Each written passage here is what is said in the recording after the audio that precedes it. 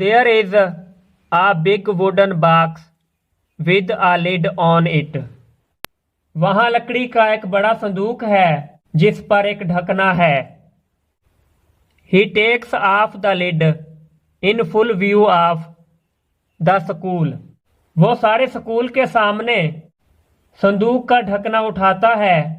The helper of the magician gets into the box. जादूगर का मुआविन संदूक में दाखिल होता है. The lid is put on the box and it is closed again. ढकना संदूक पर रख दिया जाता है और उसे दोबारा बंद कर दिया जाता है. The magician has a saw in his hand. जादूगर के हाथ में एक आरी है. He cuts the wooden box in the middle with the saw. वो आरी से संदूक को दरमियान से काट देता है. The box is cut into 2 pieces. संदूक को 2 हिस्सों में काट दिया जाता है.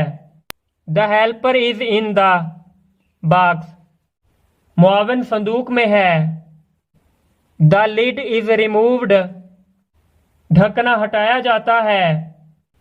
Lo and behold, the helper is safe and sound. देखो और मुशाहिदा करो, मुआविन बिल्कुल महफूज है. The helper gets out of the box. मुआविन संदूक से बाहर आता है.